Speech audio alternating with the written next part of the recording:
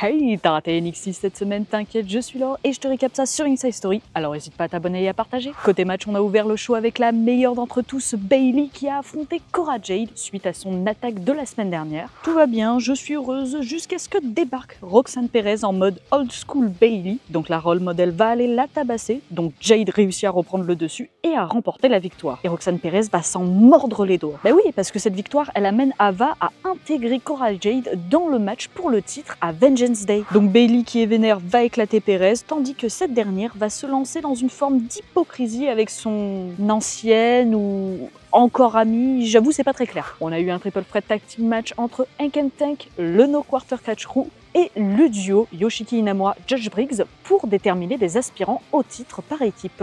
Match très cool qui amènera une victoire plutôt attendue d'Inamura et Briggs, qui arrêtaient pas de tourner autour des champions dernièrement. Et donc c'est acté, non seulement ils auront une opportunité au titre, mais en plus ça se fera à Vengeance Day. On a eu un match pour la Heritage Cup entre GDC et Lexis King avec le tout nouveau mode de défense, qui au final revient juste à avoir un match normal. Bon, GDC est sur le haut du coin, mais King frappe la corde, ce qui fait tomber son adversaire. King n'aura plus qu'à conclure pour conserver sa coupe. Alors j'étais déjà pas très fan du concept de la coupe, mais en plus avec ce mode de défense, je trouve que ça perd encore plus de son intérêt. Zarya et Nikita Lyons se sont embrouillés dans les vestiaires en début de show, donc évidemment elles vont se la donner sur le ring. Un match assez court qui mènera à une victoire de Zarya, lui donnant un peu plus de momentum. Et c'est pas plus mal parce qu'on avait tendance à l'avoir mise un peu de côté depuis l'Iron Survivor Challenge. Et dans le main event, Tony D'Angelo a mis en jeu son titre North America face à Ridge Holland dans un match en cage. Et si Tony était persuadé de pouvoir s'en occuper seul, ses alliés n'étaient visiblement pas du même avis. Easy Dame va tenter de lui envoyer un pied de biche, mais Stax va l'arrêter pour le faire lui-même. Admettons. D'Angelo va finir par assommer Holland avec l'arme avant d'enchaîner avec son Spinebuster pour la victoire. Vous connaissez Holland?